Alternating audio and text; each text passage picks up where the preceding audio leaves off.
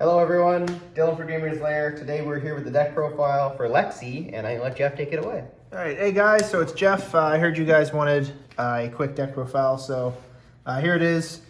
So we're going to start with Lexi Livewire is our hero. So she's an Elemental Ranger. She has Essence of Ice and Lightning, which means she can play both Lightning and Ice cards. My deck is mostly Lightning, and her effect is once per turn, you can flip up a card that is face down in your arsenal face up. If it is an Ice card, you create a Frostbite token. If it is a Lightning card, your next attack gets Go Again. So just quickly, I don't play any Ice cards except for one. So this is the Frostbite. Essentially what it does is the next card that the person who has it plays, they have to pay one extra resource to play that card. Card or activated ability. Yes, card or activated ability. And then it gets destroyed. So that's her and the Frostbite. Also end a turn if they don't play a card. It gets Yes. destroyed, but We'll go into the equipment now.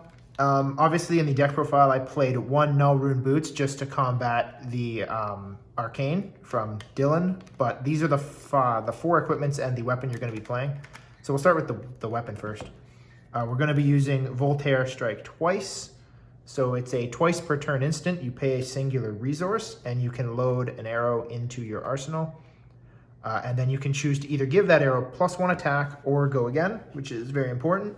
Obviously, if you flip a Lightning card, you can give it the +1 so that it doesn't need to get Go Again since it will already have it. So it's a neat little option you can have there. Then your equipment is pretty straightforward, for me anyway. You have Snapdragon Scalers, which is an attack reaction. You blow it up, and your next attack gets Go Again if it costs 1 or less. Fyendal Spring Tunic, which everyone pretty much knows what that does. At the start of your turn, unless you forget like me, you put a counter on it. or like Mitchell. Yeah. And then once you have 3, you can, at instant speed, remove all 3 to gain a singular resource. It also has Blade Break and blocks for 1. Then coming out of Tails is Shock Charmers. So as an instant, it costs 2. And the next time an attack would deal damage, you deal 1 extra damage with that. And Spell Void too. And it has Spell Void too, which is blow it up, and it will prevent 2 Arcane. And then your helmet is going to be the New Horizon from Tails. It basically gives you a second arsenal slot. It blocks for 2 with Blade Break, which is not great. And when it is destroyed, you lose your arsenal. So that's also not great. So you try not to block with that unless you don't have an arsenal, or it's going to kill you. Yeah, having an arsenal is great. If you're gonna die, less great. Yeah. So, all right. Jump into the deck now. It is just 60 cards. There's nothing, I don't have the extra sideboard worked out yet. Let's just go through here really quickly. All right. So the main board is 60 cards. I'm running 33 arrows, and the rest is comprised of Lightning, Blue, and action cards mainly. So we'll start with the arrows. So we're doing the Rainbow of Snapshot, which is the Lightning Fusion, which it hits for 2, 3, and 4. It costs 0, which is very important. They all block for 3. And when it's fused, you can use the Voltaire's effect 1 extra time. Keeping in mind that this doesn't have Go Again, so you'd have to give it Go Again with Voltaire to be able to keep going. That's okay. So that's one of your better arrows. That's why you play 9 of that one. The next one is Frazzle, which is also a very good arrow. So this one here, you're also playing 9 of this one. This one costs 1, however. It is also a Lightning Fusion. All of them block for 3. All of the arrows block for 3. And this one hits for 3, 4, and 5. And its fusion is whenever an attack would deal damage this turn, instead it deals that much damage +1. So that combos really well with the Shock Charmers. So if it hits, it's going to deal an extra 1. And then you can use the Shock Charmers to make it actually deal 2 extra again. So that's pretty neat. And again, this is a going wide build, so we're trying to spread out as much damage as possible to make them block multiple different things and try to leak some of our damage through, because anytime you can leak damage through, you can use your Shock Charmers to pump it up even more. So it's basically punishing them for not blocking it fully. So this arrow is not as great. Buzzbolt. We're not playing the red because we're mostly going to be pitching this card because it's a blue or yellow. It hits for 3 and 4, blocks for 3, costs 1. And its lightning fusion is, if it was fused, whenever an attack hits a hero this turn, it deals 1 damage to them. So that also combos well with the Shock Charmers and with Frazzle, but it's more of a combo piece than attacking alone. It's kind of weak, so that's why we're only playing 6 of it. The next arrow we're only playing 3 of. It's red though, cost 0, Dazzling Crescendo. It hits for 4, and when it's fused, it has Go Again, so you can actually make it a 5, and it's 0, so that's pretty good. Then we're playing just 2 arrows left. We're playing Light It Up. It's a Lexi specialization. Yeah, you can show them that one. This one has a lot going on, so Yeah. a lot going on. I actually don't even know all of its effects, so I'm going to read it off the card for you. So it is a lightning fusion. If it was fused, it gains, if it hits a hero, deal 1 damage to them for each equipment they control. So any that have been blown up before this won't actually affect them, but normally at the start of the game it'll be 4. And then if Light It Up deals damage to a hero equal to or greater than the number of equipment they control lose and can't gain activated abilities until the end of the turn, until the end of their next turn. Yeah, so And that's it's pretty elemental, so it works with Shock Charmers too, right? Yes, so that's pretty good. And then the last arrow is the only arrow we're actually playing that is a straight ranger action, and it's Bolt and Shot. And this is because it's a 4 for 0, and if it has attack greater than its base, it has Go Again, and if it hits, reload. So the reason why we're doing this is because you put this into your arsenal with Voltaire, and then you can actually choose to give it the +1, which turns on its own Go Again, so you don't have to waste it on that one. So now it's actually a 5 with Go Again, and if it hits, reload. So that's really decent there. It's good value. So now we'll go into the lightning cards that we use to fuse those. So because we're a go wide, we're doing as many ball lightnings as we can. It's kind of a weird number right now. So it's actually 8. So it's 3 reds for maximum damage, 2 yellows, and 3 blues for pitch value.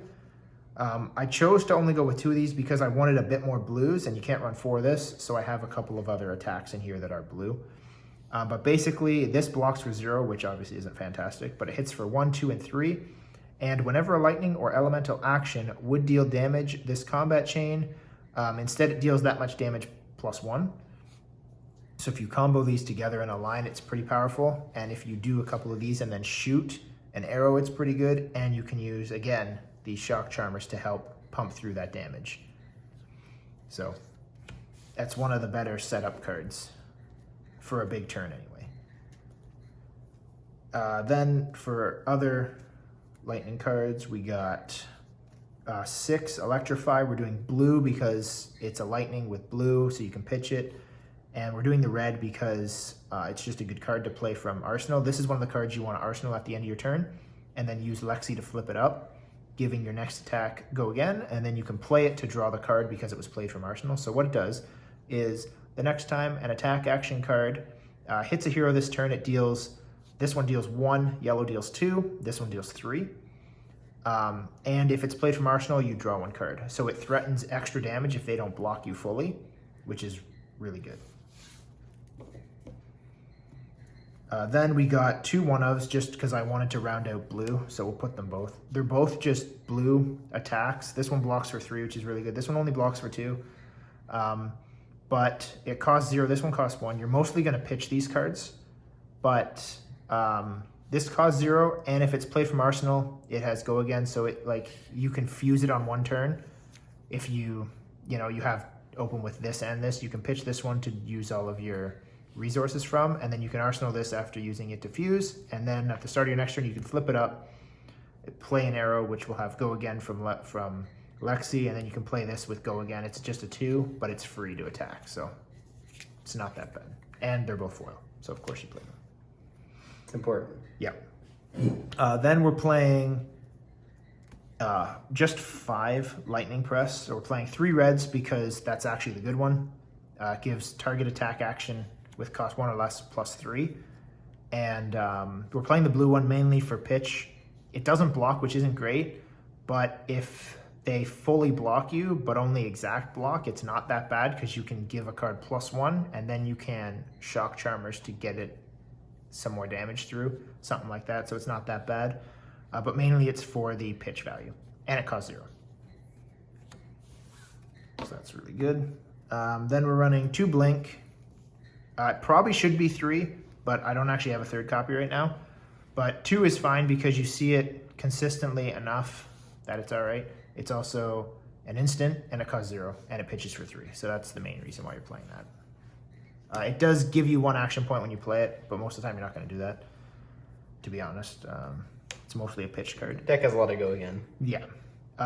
Then you're playing the 1 Pulse of Volthaven. This is the only way in the deck to get that Frostbite that I showed you at the start. If you flip it up with Lexi's effect, because it is an Ice Lightning, you'll actually get Go Again and a Frostbite. And it's legendary, so you can only play 1 of it. It's an instant, and it costs 0. It is red, which isn't great, but that's pretty fine because it just costs 0. And it gives your next lightning, ice, or elemental attack +4. So that's pretty huge. Coming in for one thing to note is a lot of people think that you can fuse it and then play it. You can do that. However, if you fuse it and play it, it's your next attack, not the one that you're fusing for. Because by playing the card and using this fusion, you've already activated the card. Yes. Which means it's currently being played, and your next attack will get the +4. Correct, exactly. So sometimes you have to think that through when you're going to play this. Although most of the time, if you're going to fuse with this, you're probably going to arsenal it for next turn. And then just play it next turn. And then just play it next turn. Exactly. And then the last card in the deck is 3 of a kind. This card is nuts. This card is very good, but you have to plan for it. So like if you just open it in your hand, it's going to take you a couple minutes to like think, okay, well, how am I going to do this? Because depending on the cards you draw, you're not able to play them from hand, and there is very little reload in the deck. So it's harder to play certain cards. So for example, when you draw instants like these, you can't play them from hand, and there's very few ways to be able to reload them to be able to use them. You can use them for fusion, though, so Yes. they're still relevant. Yes, you can use them to fuse, and then you can also use them to pitch as well. So like even when you draw the red, you're like, okay, I just need to clear out my hand, pitch.